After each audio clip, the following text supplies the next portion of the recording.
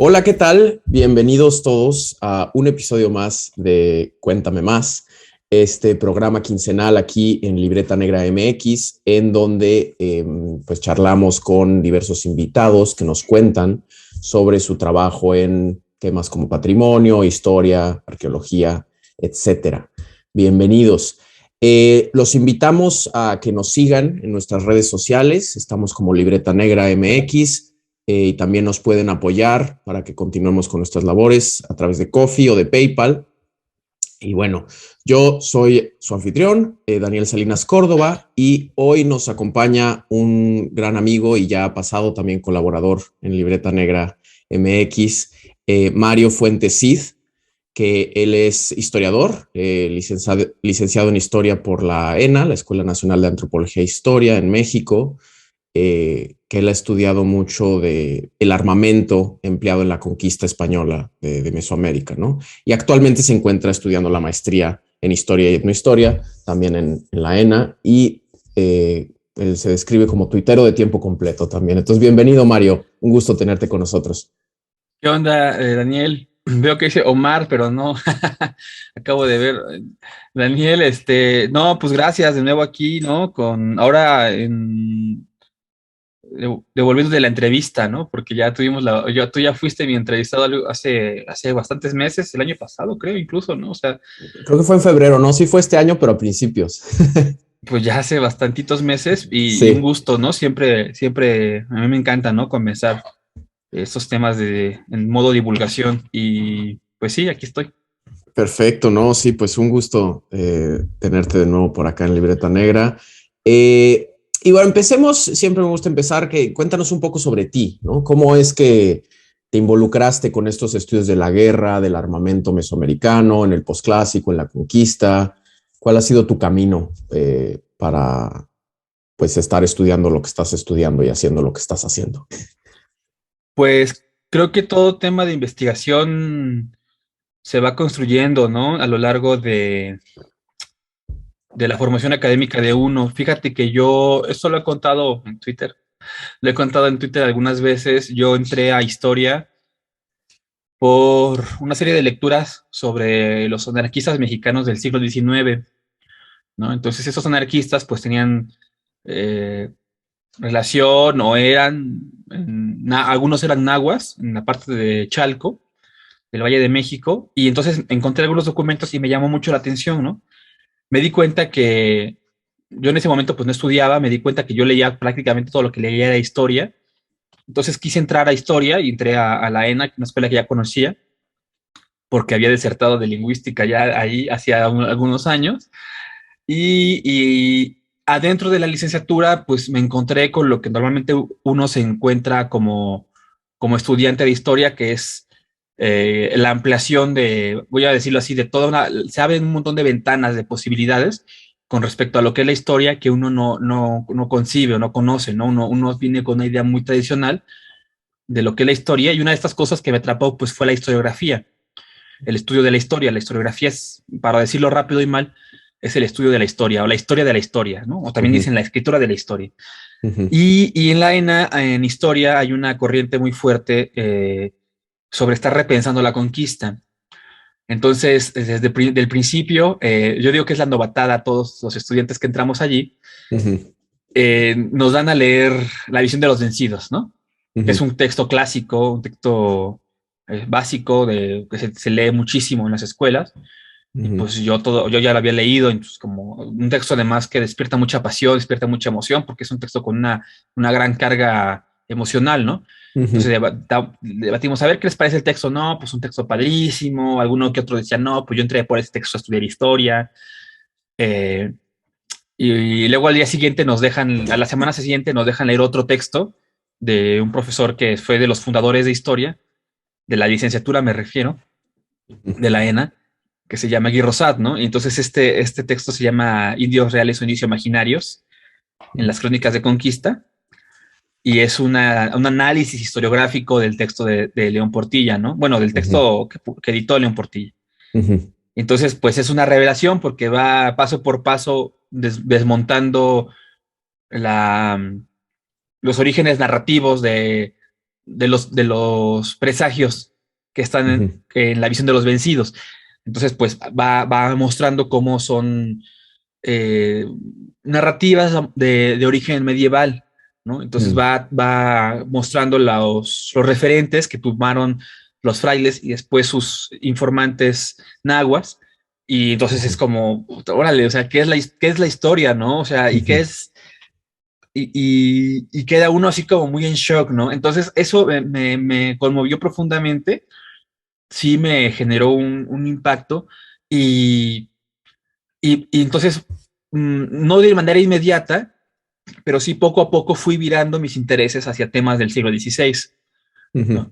Y luego otra cosa que fue muy importante para mí fue que en ese momento se abrió una convocatoria para participar en un coloquio que se llamaba en ese momento Coloquio de Estudios Históricos, Arqueológicos y Antropológicos de la Guerra de Mesoamérica, que era un coloquio estudiantil que se estaba organizando por primera vez en la ENA.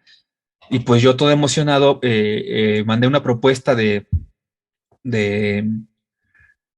pues una propuesta de ponencia y me aceptaron y además pues me identifiqué mucho con la banda que estaba organizando esto y eventualmente me integré al equipo del coloquio y lo hicimos por 5 años, ¿no? El coloquio. Yeah. Entonces estuvo muy padre, fue una experiencia estudiantil, o sea, completamente organizada por estudiantes, en donde invitábamos pues, a investigadores ya consagrados, por decirlo de alguna manera. Estábamos recibiendo las ponencias, los estudios más novedosos que pudieran haber en ese momento sobre el conflicto, sobre la guerra. Y así me terminé, pues, metiendo de lleno, ¿no? En el tema de la guerra y de la conquista. Ya cuando hubo el momento de hacer yo mi trabajo de titulación, yo estaba queriendo trabajar el armamento en las milicias nahuas de la guerra del Mixtón, pero me topé pues con que eso era un tema imposible de realizar porque no había documentación. De por sí la documentación del siglo XVI es poca, y la documentación de las milicias nahuas, como transcurría en el terreno del servicio, del trabajo por servicios, o sea, no había muchas relaciones económicas allí, dejaban pocos documentos. Claro. Y entonces cuando, normalmente los documentos que hay pues son de conflictos, de pleitos, sobre todo de índole económico, ¿no? De no, yo participé en la guerra con 2 caballos y con tal, y por eso me toca más parte del botín, vamos a decir. Entonces, como estas milicias indígenas normalmente no transcurrían en ese servicio monetario, no dejaban los documentos que nosotros como historiadores, como historiadoras podemos acceder para el estudio y la reconstrucción de un caso. Entonces me di cuenta que llegado el momento tenía un montón de información, pero de la parte española, o sea, de la parte que sí había dejado pleitos, había dejado reclamos, había dejado testamentos con respecto a cosas monetarias. Y entonces lo que hice pues fue girar mi tema de investigación hacia el armamento español, que era lo que sí podía investigar. Y ya el tema de las milicias, pues hice un anexo ahí con lo poquito que pude encontrar, pero es un tema yo creo que muy difícil de trabajar o si no imposible, sobre todo por la falta Fuentes. de fuentes. Ajá. Ya. Y desde entonces, o sea, entiendo tú ahorita llevas ya bastante tiempo dando clases también ahí mismo en la ENA, ¿no? En la licenciatura, ¿no? Sí, además a mí me encanta la docencia. A lo mejor mis estudiantes dicen otra cosa, pero siento que es una vocación para mí y pues desde finales de la carrera empecé, yo creo como todos empezamos, siendo adjunto, ¿no? De algún profesor, así, y eventualmente me titulé y así, y me metí bueno, me pidieron que diera algunas clases y, y pues sí, tengo creo que como 7 años dando clases, ¿no? Entonces, Está bien, pues sí, ya ya. una trayectoria. Oye, y ahora pasando, actualmente estás haciendo la maestría, como ya mencionamos. Cuéntanos de qué va ese proyecto, qué estás viendo específicamente en tus investigaciones de posgrado y cuáles han sido como tus descubrimientos o avances que puedas compartirnos. Pues es una historia muy curiosa también porque se tiene que remontar a ese estudiante que te conté ahorita del coloquio de la guerra y de la historiografía de la conquista y todo esto, ¿no? Porque por muchas razones a mí los códices mesoamericanos, estos documentos pintados, ¿no? De tradición indígena, me parecen unos impresionantes, o sea, me Ujú, encantan, los puedo estar observando por horas. Y empecé a notar que había ciertas cuestiones de la tributación de metal en los ujú, códices de tributos nahuas, que no, como que nadie les daba importancia. ujú, Y, y entonces existía, o existe más bien, esta idea un poco complicada de explicar sobre la superioridad tecnológica europea. Eso fue, ujú, digamos, parte de mi tema de titulación de licenciatura. Parte de esto sobre la superioridad europea está basada en la ausencia o la aparente ausencia del metal en las sociedades americanas. ujú, Es decir, se explica, ¿no? Como muy rápido, ¿no? Pues es que tenían armamento de acero, sobre todo dice la tradición, pues ujú, cómo iban a hacer frente con armas de piedra o de algodón o de plumas, ¿no? Entonces, ujú, cuando pones en operación este esquema tecnológico, por decirlo con muchas comillas, pues uno puede decir, claro, sí, cómo es que le podían ganar a los españoles, ¿no? Que venían con metal. Entonces, lo que fui encontrando es que esto no es tan así, ¿no? ujú, Esto es bastante más complicado y además es bastante más al revés. ujú, Entonces me encontré con una fuerte presencia de metales que además como que no termina de aceptarse que hay metalurgia, incluso me refiero a la parte académica, ujú, y si se acepta mucho para Occidente, para lo que es Michoacán, ¿no? ujú, Entonces, pues yo dije, no, a ver, los códices y los documentos del siglo XVI muestran, y la arqueología, evidentemente, ujú, muestra una gran presencia de metales fuera del área occidental, fuera de Michoacán, en todos lados, en Oaxaca, en Guerrero, en la Cuenca de México, hasta en Yucatán, donde no hay metales, hay ujú. productos de importación, y en Guatemala, en Veracruz, en fin, o sea, es decir, el posclásico mesoamericano es una época donde el bronce y el cobre y diversas aleaciones de metal se conocían, se usaban, estaban completamente integradas a la vida posclásica mesoamericana. Y Ujú. entonces había un objeto en particular que eran las hachas, que yo veía en algunos códices que se usaban como armas de guerra, entonces me llamó mucha atención y planteé un proyecto para estudiar estos elementos, ¿no? Sobre las hachas de metal Ujú. en el posclásico mesoamericano, en grandes rasgos, ¿no? ¿Y los estás viendo a través de los códices justo o es más como holístico? También estás tomando en cuenta, no sé, restos arqueológicos, un poco cuáles son tus fuentes. Bueno, es una pregunta muy interesante. El, en principio, en principio yo soy historiador. Eso puede sonar a una redundancia porque lo he estado diciendo todos estos minutos, Ujú, pero aquí en México pasa algo muy curioso, y es que tú como historiador, o como antropólogo, o como etnohistoriador, o lo que sea, no puedes acceder tan fácilmente al registro arqueológico, mm, por cuestiones patrimoniales que tú conoces muchísimo mejor que yo. ujú, Incluso es ilegal que yo vaya a excavar, así ujú, como yo puedo ir al archivo, bueno, si no hubiera una pandemia, como yo puedo ir al archivo a rascar mis documentos, a encontrar mis fuentes para trabajar, yo no puedo ir al campo y hacer un hoyo y sacar mis fuentes, que serían mis hachas, ¿no? Eso es ilegal, claro. me meten a la cárcel. Por cuestiones patrimoniales que, insisto, yo sé que tú trabajas bastante mejor que yo. Y eso genera una especie de alejamiento con respecto al caso de estudio concreto que son las hachas, porque yo no las puedo trabajar arqueológicamente.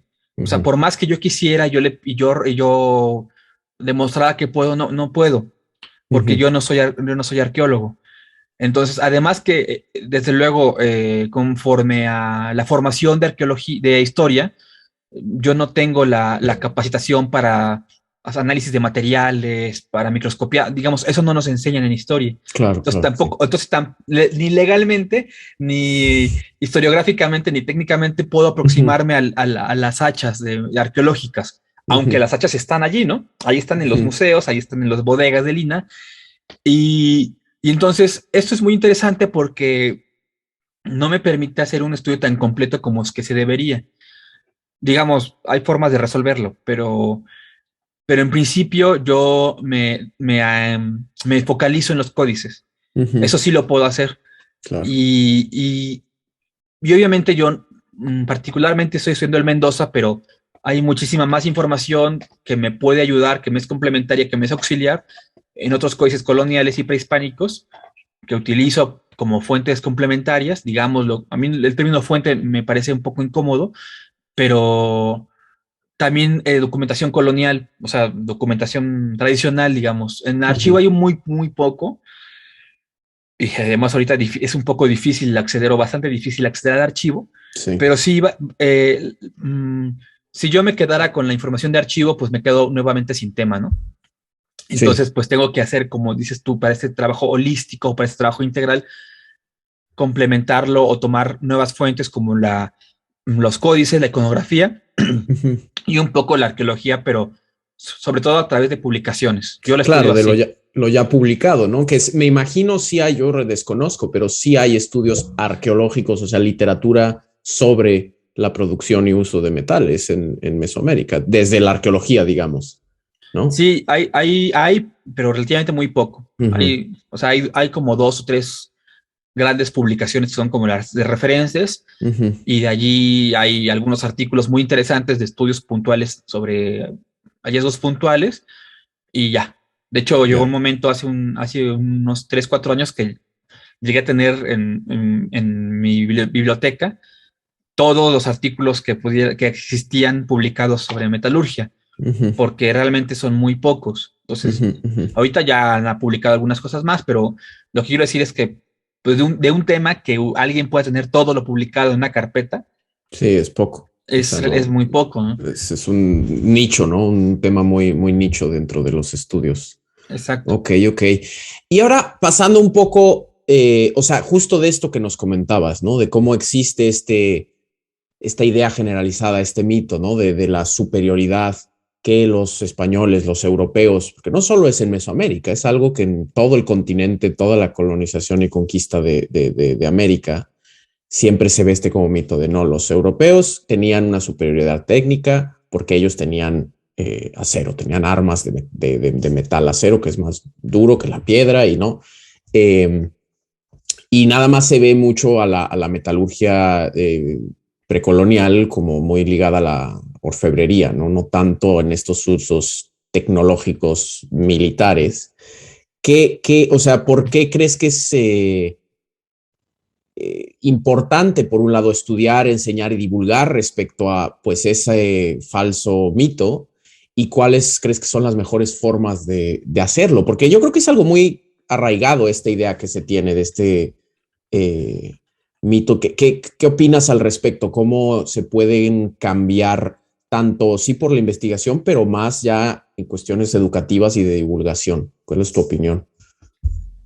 Pues está difícil porque nos, nos enfrentamos como a un leviatán, dijéramos por ahí, muy grande, que ha construido una narrativa muy, muy concreta sobre la guerra y muy establecida. E incluso digo yo, es una narrativa que ni siquiera tiene que ser leída.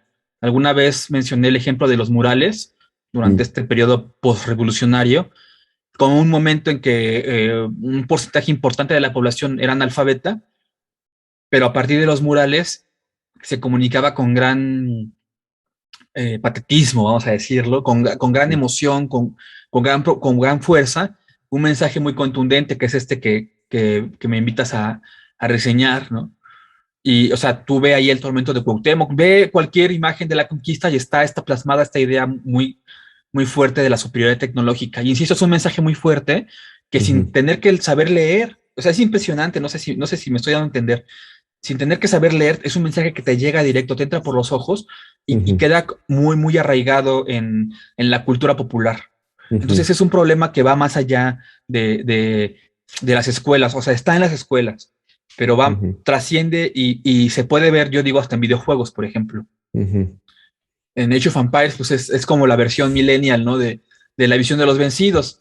De hecho, el último capítulo de Age of Empires, de la campaña de Moctezuma, En inglés se llama Broken Spears, las lanzas rotas, que es el título en inglés de La visión de los vencidos. Sí. Entonces, está profundamente allí este derrotismo, esta visión fatalista, esta visión de la incapacidad indígena para asumir el signo de la superioridad mental y tecnológica europea. Entonces, está muy, muy arraigada.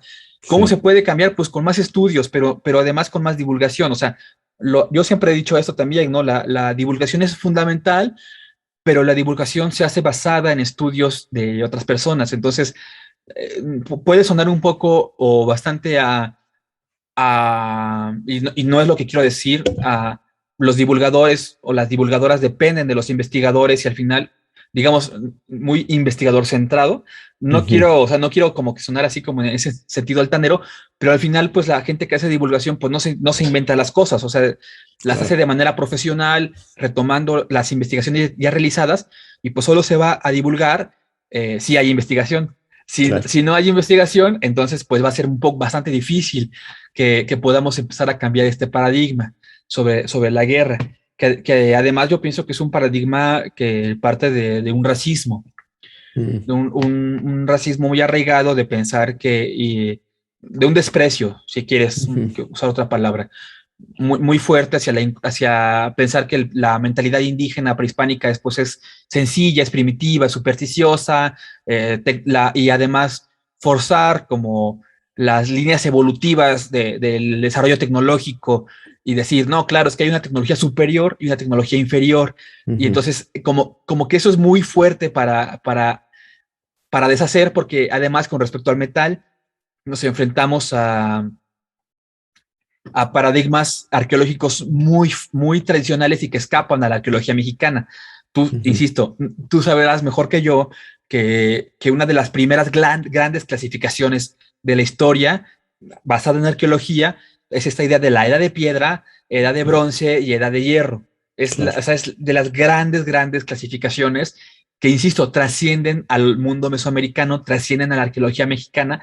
Entonces, no solo hay que cambiar toda la narrativa en lo mexicano, sino también hay que deconstruir la narrativa de la arqueología, de las bases de la arqueología tradicional. Entonces, está bastante difícil. Sí, no, y que es, o sea, esas escalas ascendentes de tecnología y por lo tanto de civilización, ¿no? Entre comillas,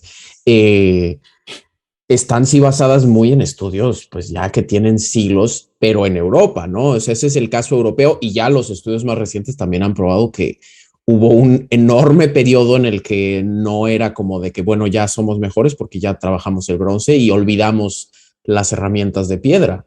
Hubo casos que después de que ya se conocía el bronce, regresaban a la piedra porque era más conveniente, ¿no? Porque era más fácil de producir, era más eficiente, menos costosa. Entonces, sí, estoy muy de acuerdo y es muy atinado tu comentario definitivamente, como si es toda una forma de ver pues ahora sí que el acontecer histórico muy evolucionista, ¿no? Y entonces, y bueno, un poco aterrizando un poco y viendo con estos estudios de las hachas y el bronce, o sea, cuéntanos un poquito más exactamente entonces en qué consiste, o sea, además de la orfebrería, que esa se conoce mucho, ¿no? Las joyas en oro, etcétera, ¿cuáles eran los armamentos en metal y cómo se usaban? Porque también hay hachas de bronce y de cobre que se usaban como moneda, ¿no? ¿Cómo está un poco el asunto? Si puedes darnos una visión general de pues lo que se sabe, los últimos estudios en este campo. Pues mira, yo creo que lo fundamental aquí es que, así como yo invitaba a cuestionarnos estas visiones que bien señalas evolucionistas de la tecnología, creo que también nos ha hecho muchísima falta reconocer y repensar que la guerra no es un fenómeno universal, o por lo menos no es un fenómeno que todas las sociedades en todos los estadios históricos han concebido de la misma manera. Me gusta a mí muchísimo más hablar de conflicto. Invita a complejizar, a pensar de maneras distintas un fenómeno. Para muchos colegas que han sido pioneros en el tema y los cuales pienso que presentan aportaciones importantes justo por esto. Eh, Todavía tienen esa situación, yo digo un poquito de broma, un poco para explicarme, esta visión estilo Age of Empires, esta visión de que dos sociedades son completamente homologables. Entonces, las dos tienen infantería, las dos tienen algo parecido a la caballería, las dos tienen tácticas de guerra, las dos desarrollan capacidad de hacer sitio a ciudades, y yo creo que eso es un gran error. Es un gran error porque no nos permite pensar el conflicto mesoamericano en su propia dimensión, y además lo estudiamos a partir de las crónicas de la conquista. De cierto sentido, ha sido un error porque no solo las crónicas traen un trasfondo medieval, sino además la guerra, yo digo que es algo que acelera el tiempo histórico de manera muy rápida. Hay muchísimos ejemplos de cómo en pocos meses incluso o años una sociedad transforma y revoluciona completamente sus formas de hacer la guerra para adaptarse al conflicto que están viviendo en ese momento. Por ejemplo, los maorís, cuando se enfrentan contra los ingleses en Nueva Zelanda, en poquísimo tiempo desarrollan la guerra de trincheras, que era algo que en Europa había tomado siglos desarrollar. Los maorís, que en ese momento pelean con, pues sí, con muchas armas primitivas, con muchas, entre comillas, obviamente, con mucho armamento tradicional, se arman de fusiles y desarrollan rapidísimo la guerra de trincheras. O sea, la guerra acelera el tiempo histórico. Entonces, estudiar la guerra mesoamericana a partir de las crónicas de conquista es un error porque estamos estudiando la guerra de conquista, no la guerra prehispánica. Y entonces hay que preguntarnos qué era la guerra de Mesoamérica. Y a mucha gente no le gusta esto que yo les digo, que es que, pues, que no había guerra, ¿no? Porque no da gloria, no vende tanto, ¿sabes? O sea, cuando tú dices no existía el ejército azteca, pues la gente se enoja porque pues, se les cae, o sea, además que no se puede demostrar que no hay o que sí hay ejército, pues yo digo, ¿dónde están los talleres? ¿Dónde están las armas? Hay una gran ausencia de armas arqueológicas, una enorme ausencia de armas. Entonces no le gusta a la gente, ¿no? O sea, no se enojan incluso, ¿no? Yo digo, no, hay que pensar cuál era esta guerra, pues, o sea, nuevos conceptos, nuevas formas de pensar el conflicto en Mesoamérica que no nos impliquen equiparar a uno por uno la guerra en Europa con la guerra aquí. Entonces creo que esa, la gatita, creo que esa es una... Sí, sí, me encantan los amiguitos pandémicos. Pues creo que eso es una clave para pensarlo. Entonces, en ese sentido, cuando hablamos de armamento de metal, porque cuando yo he dado pláticas con mis estudiantes, con otra gente en los museos, y cuando ya llega un momento de la charla, cuando ya están convencidos de que hay metalurgia en Mesoamérica, la siguiente pregunta es, ¿y por qué no la usaron como arma? Y yo digo, ¿y por qué la debían de haber usado como arma? No sé si me explico. O sea, como que a fuerzas uno piensa luego en ese esquema de superioridad tecnológica de por qué si tenían rueda solo la usaban para hacer juguetes de jaguarcitos, ¿no? O sea, eran tontos o qué les pasaba. O sea, es muy parecido a lo de la metalurgia.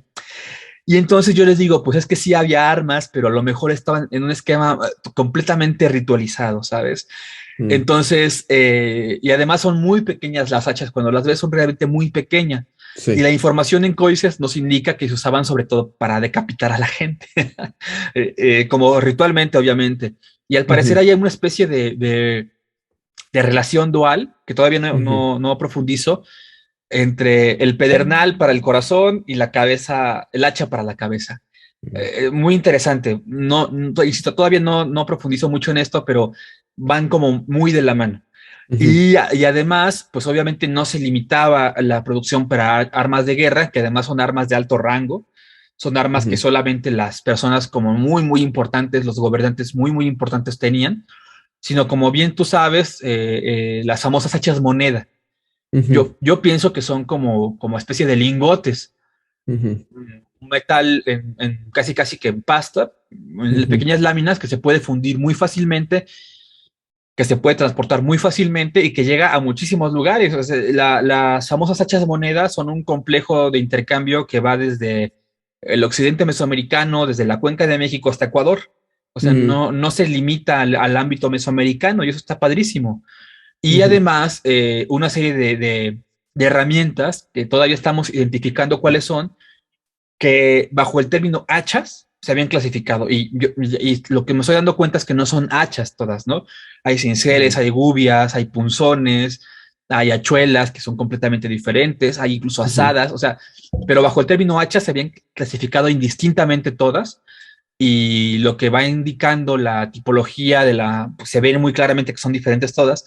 Claro. Y la información en códices pues va complejizando el asunto, es decir, no solamente son hachas, hay toda una industria que hace herramientas de metal de muchísimos tipos.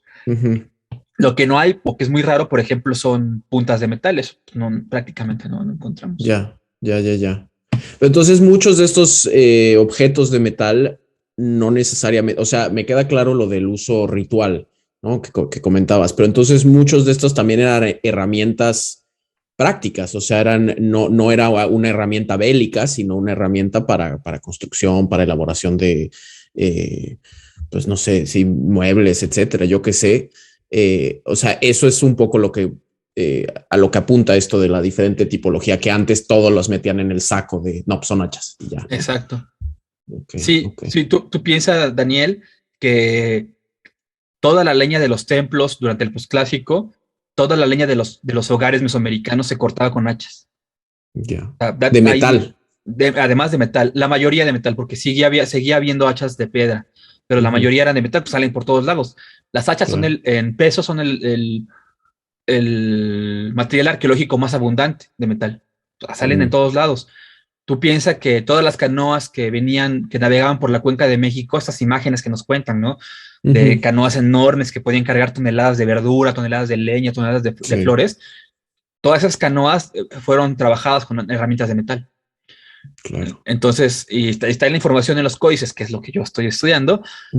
Sí. Digamos, piensa qué tan integrada estaba esta metalurgia a la vida náhuatl, ¿no? No, además es maravilloso cuando te das cuenta de eso, dices, claro, pues cómo no, o sea, como que se abre un mundo y a lo mejor ahora vas a empezar a ver hachas en todos lados, tú también, que ya las vean en todos lados. Sí, no, pero es, pues claro, o sea, para la madera tiene mucho sentido, pues que si tenían, ahora sí que regresando a la tecnología, y era más eficiente que la lítica, ¿no? La de hachas de piedra. Y ahorita me surgió la duda, ¿sabes si ha habido estudios de arqueología experimental? O sea, tratar de rehacerlas, porque eso, acá en Europa, eso es un campo muy fuerte, digamos, justo en el mesolítico, que es como, y el neolítico más bien, ¿no? Que es cuando ya se está pasando de piedra a metales y ya la edad de bronce, etcétera. Hay muchos estudios de arqueología experimental que tratan de recrear cómo se hacían las hachas, cómo funcionaban, o sea, hacen réplicas, cortan madera con réplicas, construyen casas, hacen canoas, todo eso. ¿Hay algo por el estilo en México de eso? ¿O en América? O sea, de esto que mencionabas que hasta Ecuador. Pues no, yo que ¿no? Por lo menos en Mesoamérica no la hay, porque insisto, estaría buenísimo. Yo ahí tengo una carpeta con prácticamente todo lo publicado sobre la metalurgia.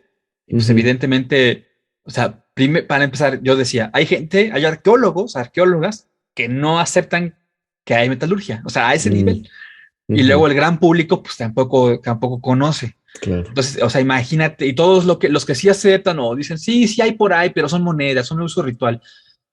Pero en Occidente, o sea, entonces imagínate como que no está, ¿sabes? Y falta mucho. Sí, o sea, que todavía ni siquiera hay ese consenso.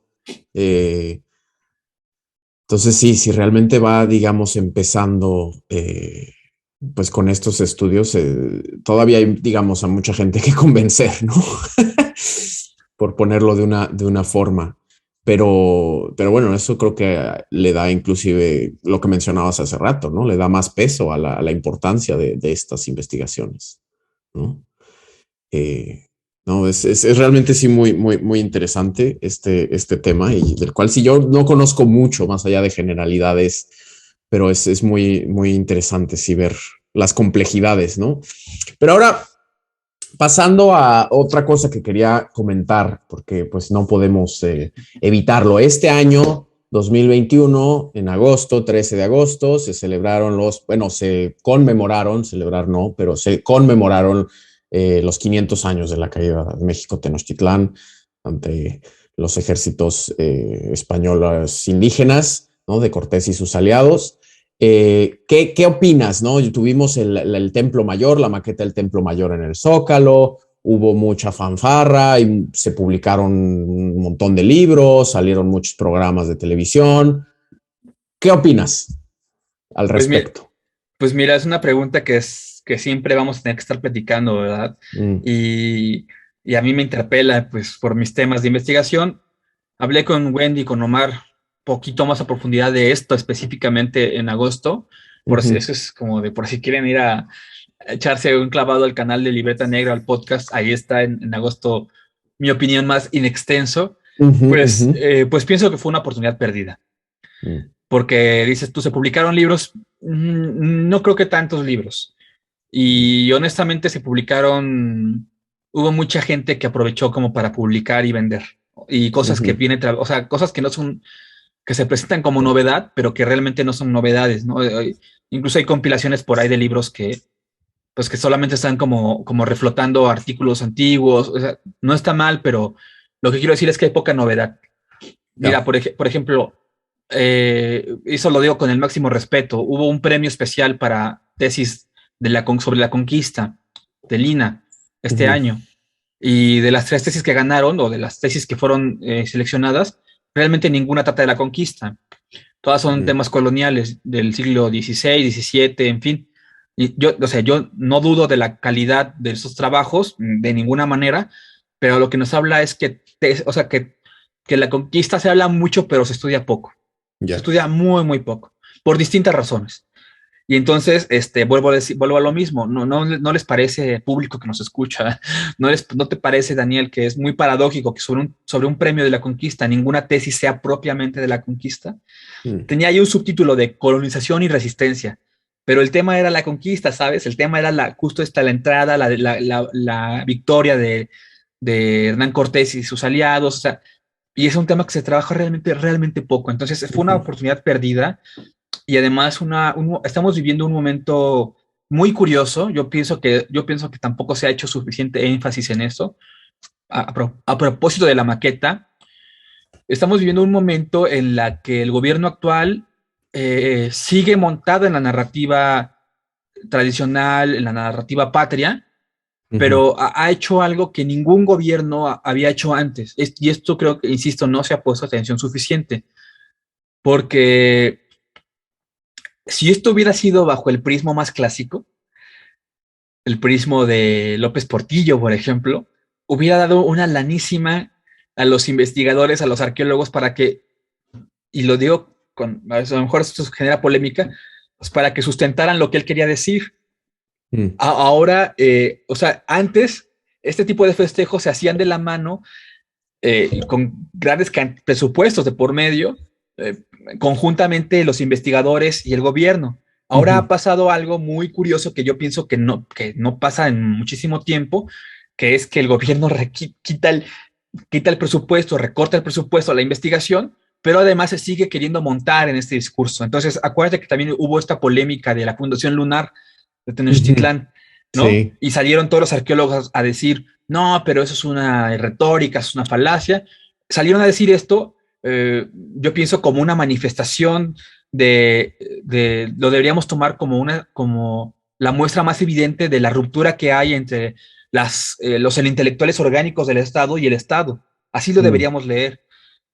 Pero sin embargo, el gobierno es como de, no, pues ahora se aguantan y yo voy a hacer lo que yo quiero. Entonces se disasoció, se rompió, se hacen esos festejos sin los investigadores. Y yo pienso esto en épocas pasadas, esto nunca hubiera pasado. Entonces, me parece que es pura retórica, Daniel, que es pura demagogia, o sea, que no avanza la investigación, que no ayuda para nada y que además los presupuestos están yendo en montar como las secciones pasadas, ¿no? Una retórica de patria que además insustentable, pues, o sea, entonces una gran oportunidad perdida. Pero además lo que me doy cuenta mucho es que en México el 13 de agosto no es tan importante como el 12 de octubre. No sé, como que me he dado cuenta. De hecho, estaba buscando ayer en Google Trends como los picos de dónde están las búsquedas de Hernán Cortés o la conquista. Y empiezan en agosto, pero donde se ve el pico realmente es en octubre. Entonces creo que estas pláticas tienen un pequeño pico en agosto, luego se olvida y vuelve a surgir la polémica respecto del antiguo Día de la Raza. Y luego en marzo, no sé por qué vuelven no sé por qué vuelve a surgir el interés, pero o sea, es como por moda, ¿sabes? Se olvida, se vuelve a plantear lo mismo de siempre y después se olvida y así otra vez, y realmente Sí, la los investigación, ciclos. sí, la investigación no avanza, ¿sabes? O las investigaciones Sí, que hay son avasalladas por la narrativa tradicional, entonces pues es ya. una oportunidad perdida. Sí, sí, sí. No, pero sí, estoy de acuerdo, ¿no? Y más con esto, pues ayer, bueno, esto no es en vivo, se está grabando, pero hace poco salió la noticia circuló mucho y fue muy comentada, al menos en Twitter, esto del costo que tuvo la maqueta del Templo Mayor, ¿no? De que fueron casi 18 millones de pesos. Y justo lo que mencionas, o sea, toda esa cantidad de dinero, cuántos estudios, eh, pues sí, dentro de la crisis en la arqueología y en la academia, los recortes a la cultura que estamos viviendo, ¿no? Que se están viviendo ahorita en México, pues sí, es como pone muy, creo que es una muestra muy clara de esta disociación, de esta separación que antes era como muy unida, académicos y gobierno, todos jalando para el mismo lado, para bien o para mal, y ahorita ya cada quien está jalando agua para su propio molino, y bueno, obviamente pues el gobierno tiene más poder, ¿no? Que los académicos, pero, y las universidades, pero sí es definitivamente da para mucho, ¿no? Y bueno, sí, haciendo eco al anuncio que mencionaba Mario, si quieren oír una conversación específicamente de eso, sí, justo el 14 de agosto con Omar y Wendy, también aquí de Libreta Negra MX. Mario estuvo platicando de las conmemoraciones históricas, lo pueden encontrar en nuestro YouTube o en Spotify o demás, en el episodio de la Hoja Suelta, nuestro otro podcast de Libreta Negra MX. Eh, ok, pues para ir ya cerrando un poco, este, ¿cuáles crees que son? Ya lo has mencionado un poco, ¿no? Pero tanto tú personalmente como en general del campo, ¿cuáles son los retos principales que hay justo para estudiarla? O sea, ¿por qué crees que no se ha estudiado tanto la conquista? ¿Por qué crees que no hay nada nuevo, digamos? Ya mencionaste un poco lo de las fuentes, esta disociación entre los estudios históricos y los estudios arqueológicos y cómo, pues, en cuanto al papeleo y la administración, la gestión, cómo es muy diferente y cómo se acceden a las fuentes arqueológicas o a las históricas. ¿Cómo ves esto? ¿Cuáles son los retos, tanto tuyos personales, ¿no? En estos proyectos que nos has hablado, como en general del campo de los estudios de la conquista y del conflicto en el posclásico mesoamericano? Bueno, yo creo que el principal reto es que nos deje de importar tanto. Y esto lo digo con mucho cariño hacia mis propios temas de investigación, en el sentido en el que nos debe de importar eh, tanto o como cualquier otro tema de investigación.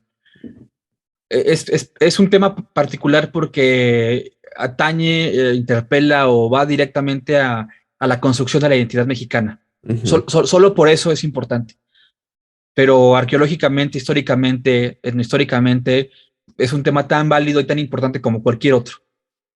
Entonces, eh, entonces, frente a la dificultad para su estudio, digamos como una paradoja, por las fuentes o por la narrativa, hay una gran importancia sobre el tema, pero además una importancia emocional.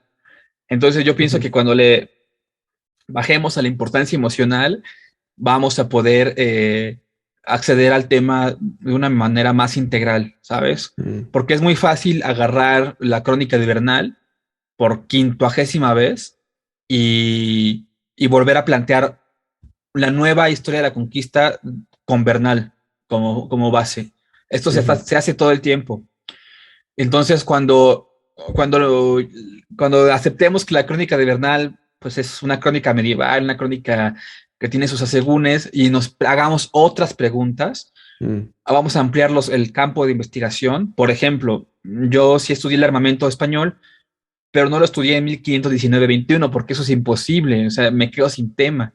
Lo que hice fue ampliar cronológicamente hacia el pasado, hacia 1500 y un poco hacia el futuro, hacia 1400, 1540, 1545, para tener un poquito más de documentos, un poquito más de evidencia de un periodo que, o sea, tú bien lo sabes, arqueológicamente 50 años pues no es nada, ¿no? O sea, Sí. los periodos son a veces hacia, digamos, hacia el neolítico, son como de 1000, 2000 años más o menos, o sea, 50 años arqueológicamente o no son nada, entonces como que nos importa mucho el 19-21 muchísimo y desdibuja el panorama de lo que pasó antes, de lo que pasó después, los spin-offs, las precuelas, las secuelas que le llamo yo. Y entonces, solo así, insisto, solo quitando la importancia al 19-21, es que vamos a poder empezar a ampliar el panorama de las investigaciones. Y entonces a lo mejor así se empieza a involucrar más gente, ¿sabes? Entonces yo pienso que eso, por ejemplo, yo me fui hacia el postclásico, justo dando continuidad a un tema de investigación del siglo XVI sobre la metalurgia, me quise ir a buscar respuestas hacia el postclásico. Entonces, mi tema, dicho de manera rápida, no tiene nada que ver con la conquista, pero tiene que ver todo, porque existe este paradigma de la superioridad tecnológica del metal, basada en el metal. Entonces, yo estoy de manera muy subyacente, muy paralela o muy subterránea, muy indirecta, investigando esto que es un problema para el siglo XVI, pero que no parece ser un problema para el siglo XIII, XIV o XV. No sé si me doy a entender. Esta Sí, sería como la clave. sí, sí, sí. Y esto es, o sea, me recuerda mucho algo que en los primeros semestres de la licenciatura en historia, como que los maestros pues hacen mucho énfasis de que la historia realmente, el hecho, pues sí, claro, importa, pero lo que realmente importa son los procesos, ¿no? Es como ver todo cómo va cambiando y cómo una cosa afecta a la otra y estas relaciones y lo que dices, los spin-offs, se me hace muy bueno de las precuelas, las secuelas, porque si cortas algo y lo aíslas de todo su contexto anterior y posterior, pues sí, te quedas con nada, ¿no? Como dices tú, es muy, muy difícil entenderlo de una manera significativa. Y claro, sí, a mí, mientras ahorita comentabas esto de esta carga tan fuerte emocional, patriótica, nacionalista, identitaria que tiene la conquista, me, me, me resulta interesante también ver cómo eso se compara un poco lo que se hace a nivel nacional en México con los estudios sobre la conquista o sobre el posclásico y los primeros años de la colonia en el extranjero, por ejemplo, ¿no? Matthew Restall o todos estos que están ya viendo fuentes en náhuatl o fuentes en otras lenguas indígenas y abriendo otros campos, porque ellos no les pesa. Siento que, o sea, y sin ser aquí entrando de nuevo con el malinchismo, o sea, el mismo término, ¿no? De malinchismo ya te dice mucho, ¿no? Pero como para ellos, para un extranjero, pues es un tema de investigación más. No es Sí. el molde donde, o sea, el choque del martillo con el yunque de donde salió México, El ¿no? crisol, dicen, El ¿no? crisol, exacto. Que además es un término Entonces, metalúrgico. sí, sí, sí, sí. No tienen Eh, los compromisos ideológicos, ¿no? sí, sí, sí, porque es ideológico y claro, como comentábamos con esto de la conmemoración, pues también muy político.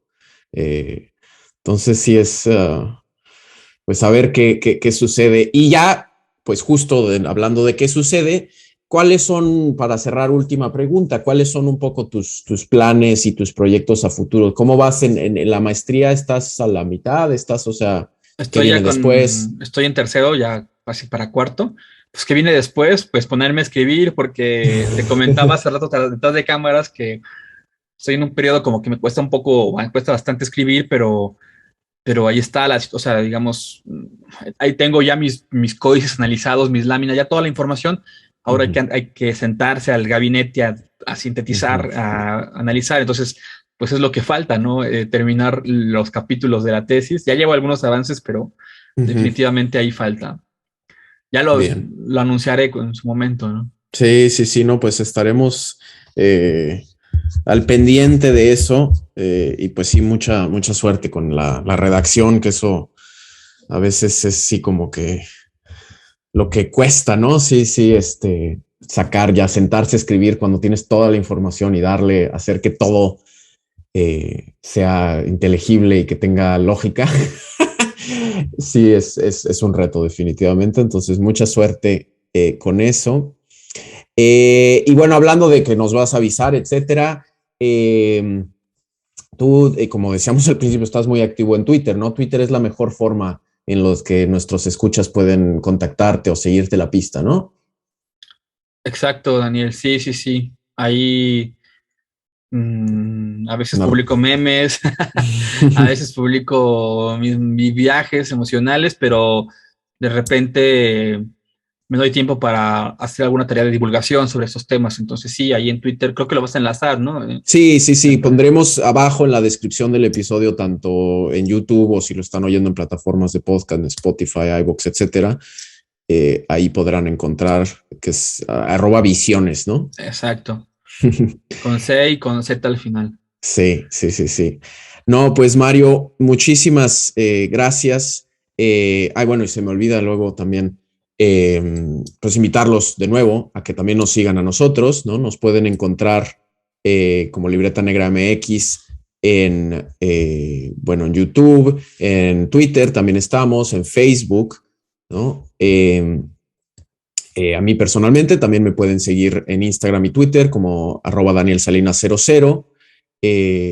Y también, bueno, si gustan apoyarnos, Libreta Negra es un proyecto independiente que hacemos con mucho amor, pero somos nada más 3 personas.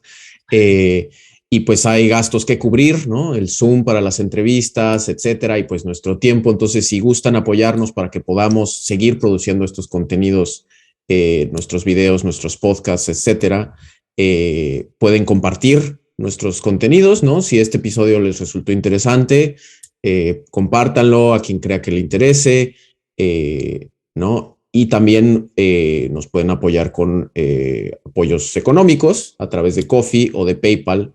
Igual en la descripción del episodio abajo pueden encontrar esos links y se los agradeceremos muchísimo. Entonces ahora sí, pues no queda nada más que de nuevo, Mario, agradecerte por tu tiempo, por acompañarnos el día de hoy, agradecerles a ustedes, escuchas, por su atención. Espero les guste y pues nos veremos en 2 semanas más en otro episodio de Cuéntame Más. Sale, no, pues gracias a ti, Daniel, y pues nos vemos pronto. Sí, Vamos pues en Twitter. ahí nos vemos en Twitter, exacto. Y bueno, escuchas, bonita semana y seguimos pues al tanto. Hasta luego.